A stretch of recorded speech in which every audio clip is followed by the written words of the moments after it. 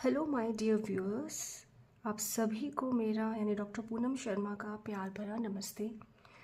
I hope आप सभी अच्छे होंगे और आप लोगों ने मेरे लास्ट 2 वीडियोस भी देखे होंगे, क्योंकि आज का जो टॉपिक होने जा रहा है वो है स्लाइडिंग फिलामेंट थ्योरी, जो आपको बताएगी मस्कुलर कॉन्ट्रैक्शन के बारे में।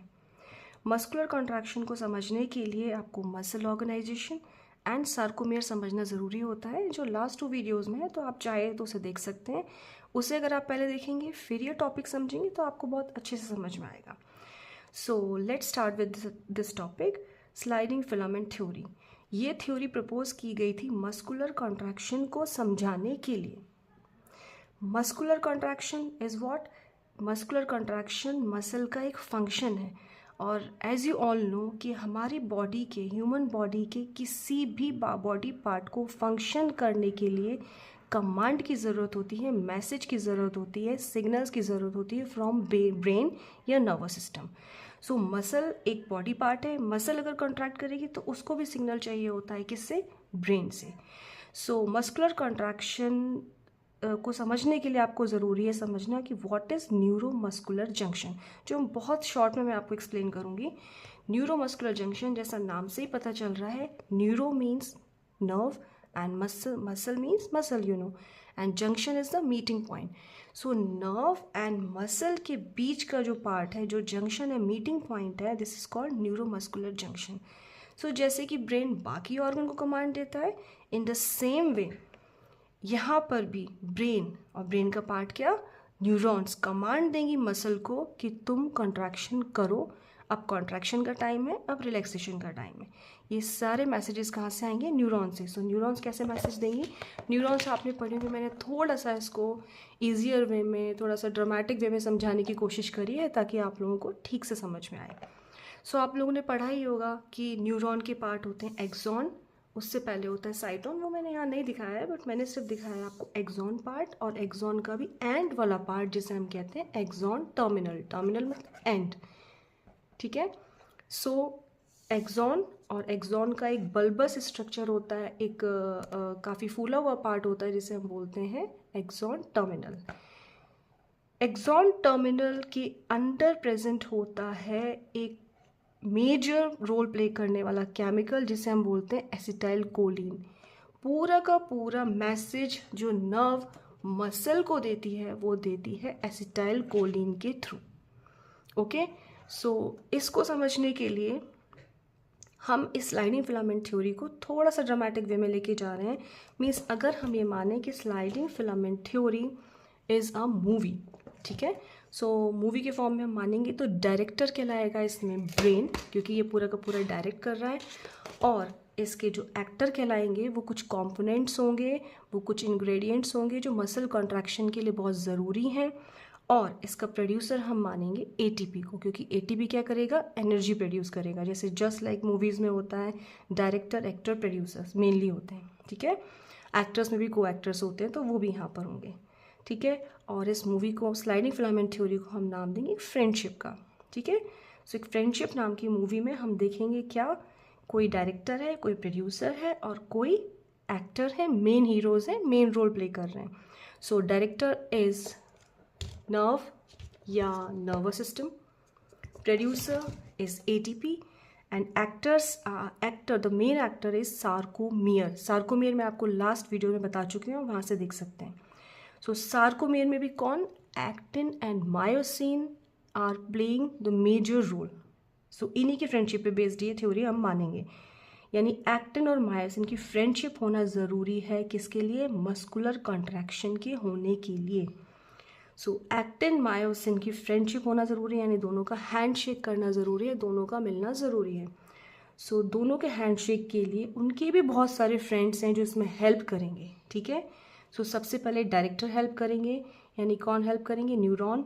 न्यूरॉन के बाद कुछ केमिकल्स भी को एक्टर का रोल प्ले करेंगे जो एक्टिन और मायोसिन के को फ्रेंड्स हैं, जैसे सोडियम, लाइक कैल्शियम, ये दोनों क्या है? को एक्टर्स हैं, लाइक एसिटाइल कोलिन। ये तीन क्या हैं? फ्रेंड्स हैं, किसके? एक्टिन और मायोसिन के। एक्टिन और मायोसिन को हम मानेंगे कि ये मेन रोल प्ले कर रहे हैं, और ये मेन फ्रेंड्स हैं, और इनके भी को फ्रेंड्स हैं जो इनकी हेल्प करेंगे, वो calcium, sodium and acetyl choline. Acetyl choline कहाँ होगा? एक्सॉन में, मैंने आपको बताया था, ठीक है। सो हम यहाँ से स्टार्ट करेंगे। तो सबसे पहले हमें कौन चाहिए? डायरेक्टर यानी नर्वस सिस्टम। और डायरेक्टर अपना रोल प्ले कैसे करेगा? डायरेक्टर सबसे पहले खुद एक्साइटेड होगा, खुद एक्शन में आएगा, खुद फंक्शन करेगा और उसके बाद रिलीज करेगा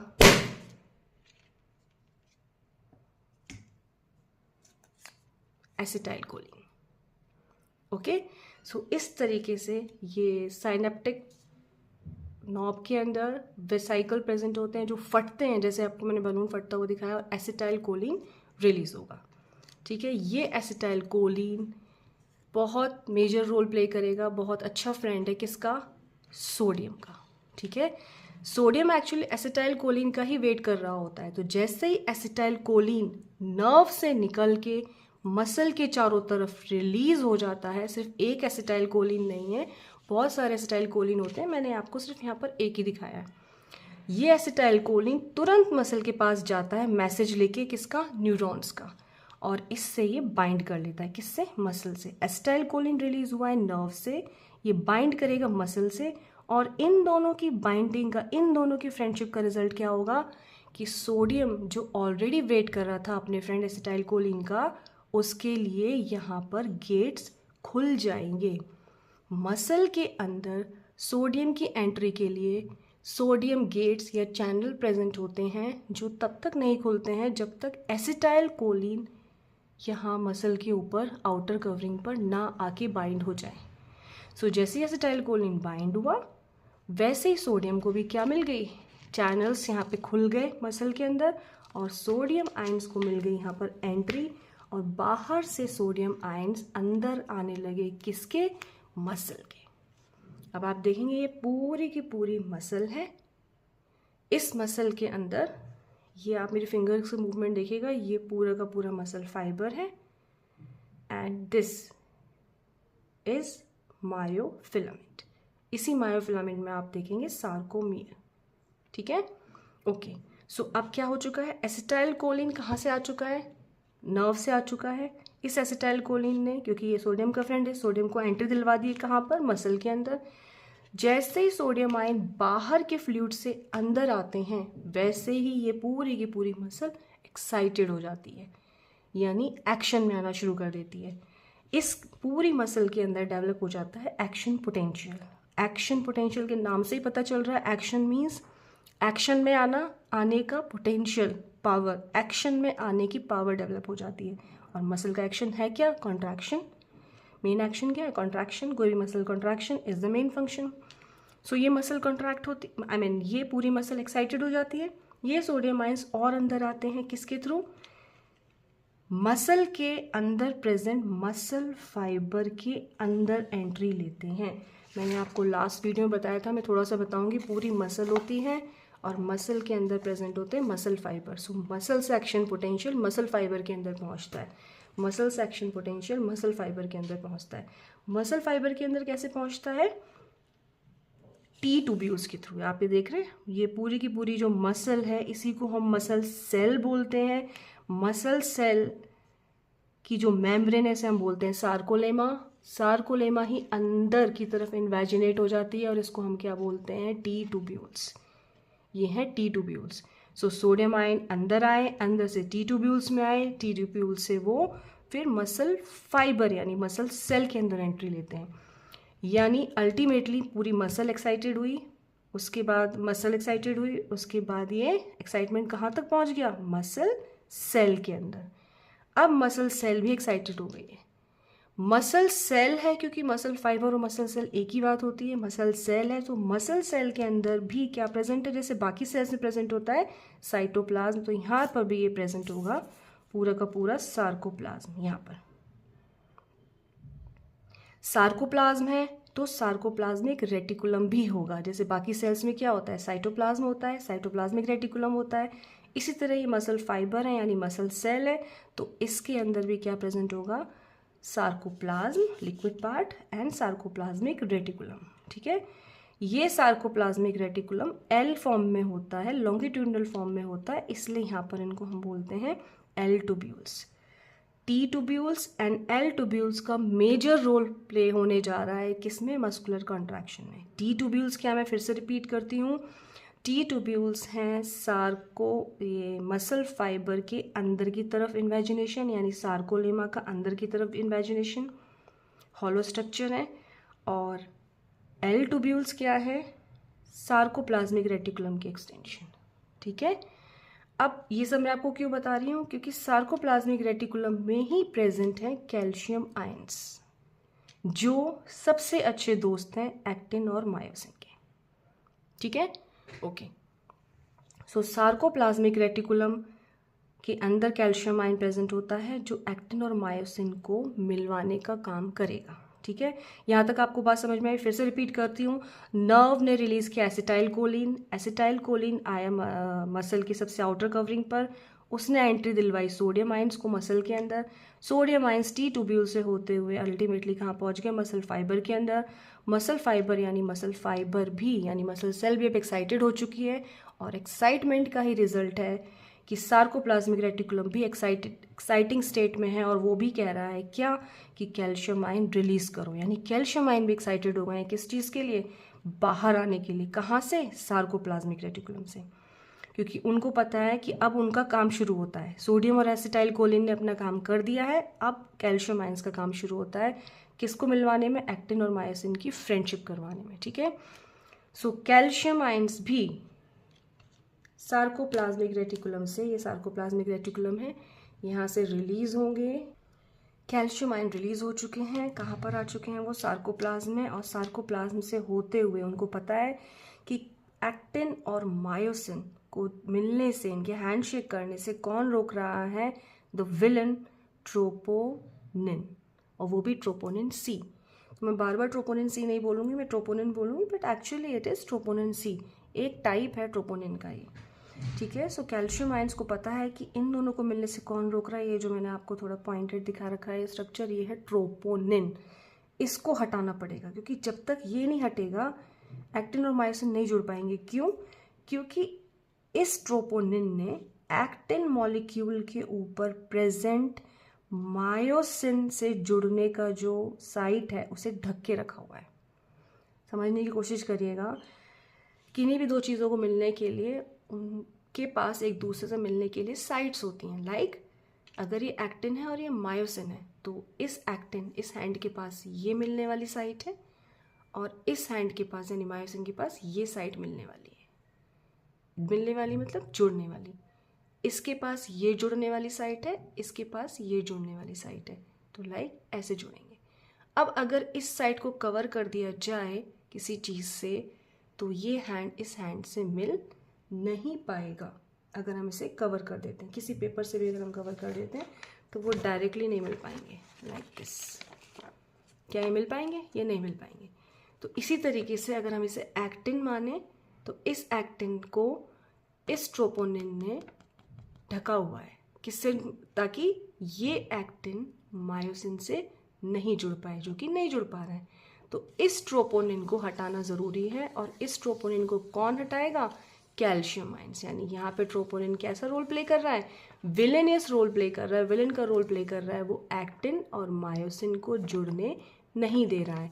तो इसको कौन हटाएगा, कैल्शियम आयंस। तो वो मैंने आपको इस तरीके से यहाँ डिपिक्ट किया हुआ है, आप देख सकते हैं। कैल्शियम आयन आएंगे और एक्टिन मॉलिक्यूल के ऊपर प्रेजेंट वो वाली साइट जिसे मायोसिन से जुड़ना चाहिए, उसको जो ट्रोपोनिन ने कवर कर रखा है, वो कैल्शियम आयन हटाएगा। कैल्शियम आयन आएगा और इस ट्रोपोनिन को हटा देगा। हटाते ही यहाँ पर एक आपको दिख रहा होगा थोड़ा वाइटिश स्ट्रक्चर, ये साइट एक्सपोज हो जाएगी, अनकवर हो जाएगी, खुल जाएगी, ताकि अब मायोसिन, ये पूरा मायोसिन है और ये मायोसिन हेड है, ये मायोसिन इससे जुड़ जाए। ठीक है, तो कैल्शियम आयन ने क्या किया है, ट्रोपोनिन को हटा दिया है ताकि मायोसिन एक्टिन से जुड़ जाए। ठीक है, ओके। अब एक्टिन, और ये इस मॉलिक्यूल के साथ नहीं है, चांस बाय चांस सबके साथ ही होता रहेगा। सभी एक्टिन मॉलिक्यूल से ट्रोपोनिन हट जाएगा। ट्रोपोनिन के हटते ही सभी एक्टिन मॉलिक्यूल से वो साइट दिखने लगेंगी जो मायोसिन से जुड़ सकती हैं। ठीक है, सो सभी मायोसिन हेड पहले इनिशियली ऐसे होंगे, लाइक स्ट्रेट, ठीक है। फिर ये साइट एक्सपोज होने पर, कैल्शियम आयन के आने पर साइट एक्सपोज होगी और ये ऐसे एक्टिन और मायोसिन जुड़ जाएंगे और एक्टोमायोसिन कॉम्प्लेक्स बनाएंगे और जुड़ते ही ये मायोसिन थोड़ा सा क्या हो जाएगा, झुक जाएगा, ऐसे बैंड हो जाएगा। आप देख सकते हैं पहले वो स्ट्रेट था और अब ये झुक गया, पहले स्ट्रेट था अब झुक गया है, ठीक है।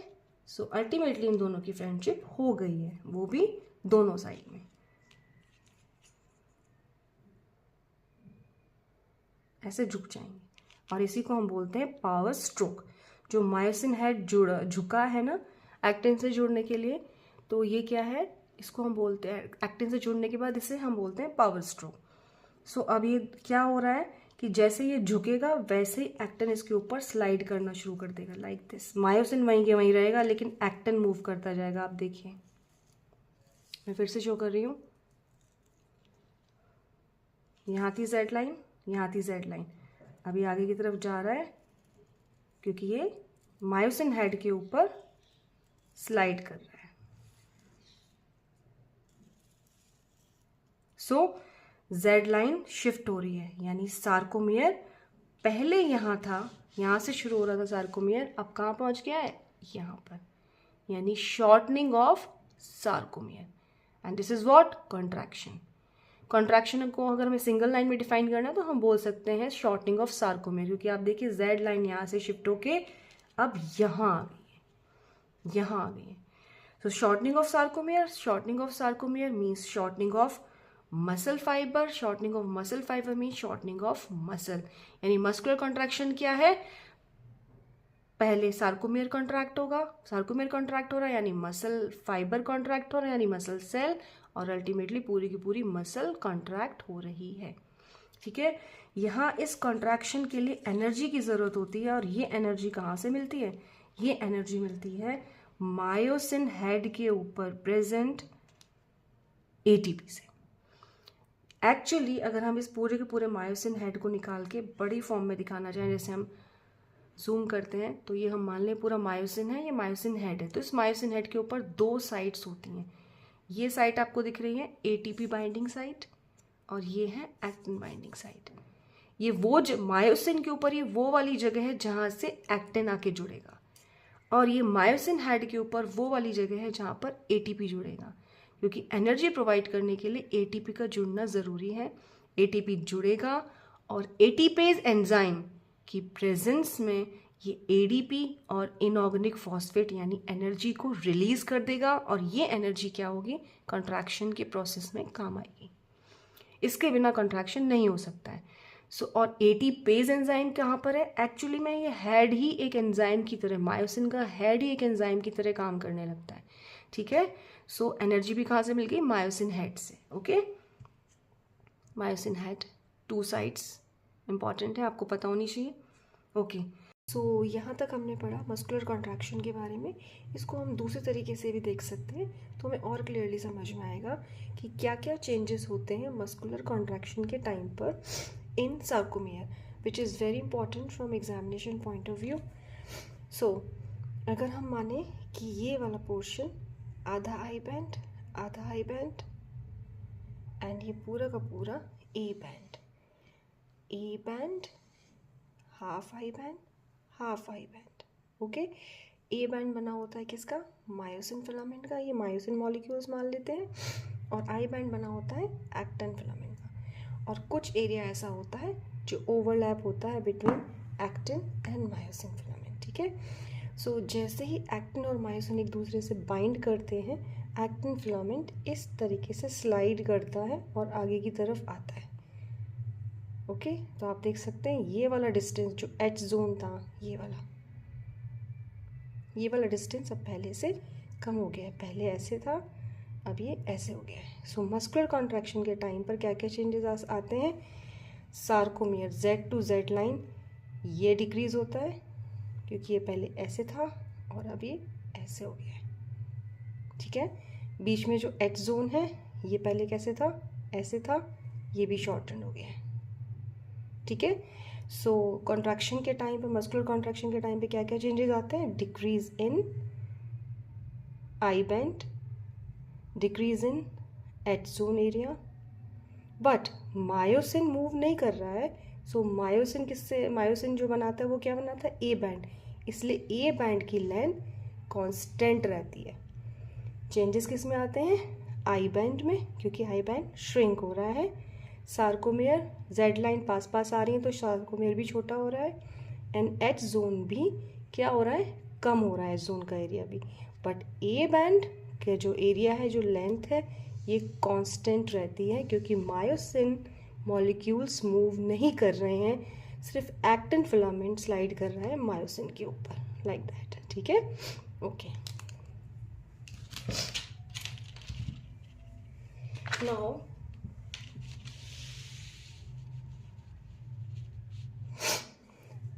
ये आपने पढ़ा मस्कुलर कॉन्ट्रैक्शन के बारे में। अब रिलैक्सेशन में क्या होगा? रिलैक्सेशन के टाइम पर क्या होगा? क्योंकि मेन रोल कौन प्ले कर रहा है एक्टिन और मायोसिन को मिलवाने में? Calcium ion. सबसे फास्ट फ्रेंड कैल्शियम आयन्स हैं एक्टिन और मायोसिन के, जो इन्हें मिलवाते हैं। सो कैल्शियम आयन्स क्या करेंगे रिलैक्सेशन के टाइम पर? क्या होगा? कैल्शियम आयन वापस सार्कोप्लाज्म से सार्कोप्लाज्मिक रेटिकुलम में जाना शुरू कर देंगे, और इसकी वजह से सार्कोप्लाज्म के अंदर कैल्शियम आयन्स की कमी हो जाएगी। और जैसा ही ऐसे होगा, सार्कोप्लाज्म की कमी होगी, तो क्या होगा? कैल्शियम आयन्स जो एक्टिन मॉलिक्यूल के ऊपर आए थे ट्रोपोनिन को हटाने के लिए, वो भी वहाँ से हटना शुरू हो जाएंगे, ताकि जो कमी हुई है सार्कोप्लाज्म में वो पूरी हो जाए। ठीक है, सो क्या होगा? कैल्शियम आयन अब वापस आना शुरू कर देंगे। कैल्शियम आयन्स अब वापस आना शुरू कर देंगे, कहाँ से? एक्टिन मॉलिक्यूल से वापस सार्कोप्लाज्म और सार्कोप्लाज्मिक रेटिकुलम में। सो जैसे ही कैल्शियम आयन आएंगे, आपको पता है कि जैसे ही कैल्शियम आयन वापस चले जाएंगे सार्कोप्लाज्मिक रेटिकुलम में, अब क्या हो जाएगा? फ्री ट्रोपोनिन सी, जो एक विलन का काम कर रहा था, ट्रोपोनिन सी वापस से आएगा और एक्टिन मॉलिक्यूल के ऊपर प्रेजेंट मायोसिन बाइंडिंग साइट को फिर से कवर कर देगा। और जैसे ही ये साइट छुप जाएगी, वैसे ही एक्टिन और मायोसिन के बीच में जो बॉन्डिंग थी, जो कॉम्प्लेक्स बना था, वो ब्रेक हो जाएगा। एक्टिन मायोसिन अलग अलग हो जाएंगे, और जब ये अलग अलग हो जाएंगे, दैट मीन्स एक्टिन जो फिलामेंट है वो वापस से अपनी जगह पर चला जाएगा। यानी वापस से सार्कोमियर जहाँ से शिफ्ट हुआ था आगे की तरफ, वो वापस से अपनी ओरिजिनल पोजीशन पे चला जाएगा।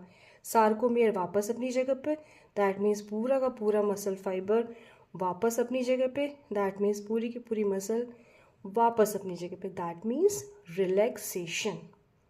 ठीक है, सो रिलैक्सेशन के टाइम पर सारे जो इवेंट्स थे वो रिवर्स हो जाएंगे। ठीक है, सो अब मैं इस वीडियो को हार्डली 4 लाइंस के साथ, 4 फिनिशिंग लाइंस के साथ कंक्लूड करती हूँ। फर्स्ट क्या होता है? न्यूरॉन रिलीज करते हैं एसिटाइल कोलिन, वो बाइंड होता है मसल से। इसके बाइंड होने से सोडियम आयंस को मिल जाती है एंट्री, सोडियम आयंस आ जाते हैं मसल के अंदर।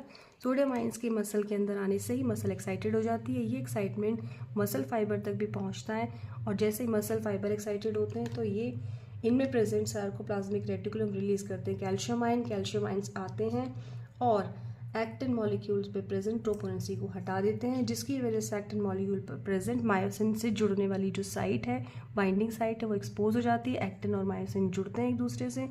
जुड़ने की वजह से जैसे एक्टिन मायोसिन कॉम्प्लेक्स बनता है, एक्टिन फिलामेंट स्लाइड करता है मायोसिन के ऊपर, और यहाँ पर क्या होता है? सार्कोमेयर की लेंथ शॉर्ट हो जाती है। शॉर्टनिंग ऑफ सार्कोमेयर यहाँ पर होता है, जिसे हम बोलते हैं मस्कुलर कॉन्ट्रैक्शन। और यहाँ पर एटीपी टूटता है एडीपी में और देता है एनर्जी। ओके, उसके बाद क्या होता है कि जब ये कॉन्ट्रैक्शन कंप्लीट हो जाता है, तो सार्कोप्लाज्म से जो कैल्शियम आयंस हैं वो वापस सार्कोप्लाज्मिक रेटिकुलम में जाने लगते हैं। इसकी वजह से कैल्शियम आयंस की सार्कोप्लाज्म में कमी हो जाती है।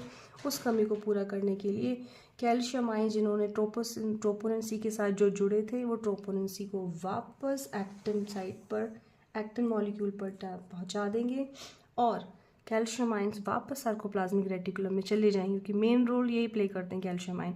सो ट्रोपोनिन सी जैसे ही इस एक्टिन मॉलिक्यूल के ऊपर आता है, ये मायोसिन बाइंडिंग साइट को कवर कर देता है, और इस वजह से जब मायोसिन को जगह नहीं मिलती एक्टिन से जुड़ने के लिए, मायोसिन और एक्टिन अलग अलग हो जाते हैं, और इस वजह से जो एक्टिन फिलामेंट है वो वापस अपनी ओरिजिनल पोजीशन पे चला जाता है, दैट मीन्स सार्कोमेयर अपनी ओरिजिनल लेंथ में आ जाती है।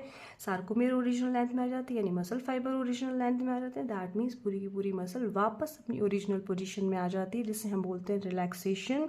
और यहाँ पर एडीपी वापस इनऑर्गेनिक फॉस्फेट से जुड़ के एटीपी में कन्वर्ट हो जाता है। इसको याद करने के लिए, इसको याद रखने के लिए हम क्या कर सकते हैं, इसको एक स्टोरी की फॉर्म में लर्न कर सकते हैं, एक फिल्मी स्टोरी की फॉर्म में। कि स्लाइडिंग फिलामेंट थ्योरी एक फिल्म है जो कि बेस्ड है किस पर, एक्टिन मायोसिन की फ्रेंडशिप पर। एक्टिन और मायोसिन यहाँ पर हम याद करने का तरीका अपना सकते हैं कि ये दोनों मेन रोल में हैं, ये एक्टर्स हैं। जो नर्व है वो डायरेक्टर है, और जो ट्रोपोनिन है वो विलेनस रोल है प्ले करता है। विलेन है क्योंकि वो एक्टिन और मायोसिन को जोड़ने नहीं देता है। और कैल्शियम आयन, सोडियम आयन और एसिटाइल कोलिन, ये तीनों फ्रेंड्स हैं एक्टिन और मायोसिन के, जिसमें कि कैल्शियम आयन सबसे अच्छा फ्रेंड है इन दोनों का, जो उन्हें दोनों को जोड़ने में हेल्प करता है। And producer is ATP. ये याद करने का तरीका आप चाहें तो उसे फॉलो कर सकते हैं। Thank you so much for watching my this video, and please do like, share and subscribe my channel. अगर आपको कोई भी क्वेरी है related to this video, related to another video, please comment box में आप डालकर अपने मैसेज पूछ सकते हैं। आप किसी पर्टिकुलर टॉपिक पर वीडियो चाहते हैं तो वो भी आप कमेंट बॉक्स में डाल सकते हैं। Thank you, thank you, thank you, thank you so much. Bye bye.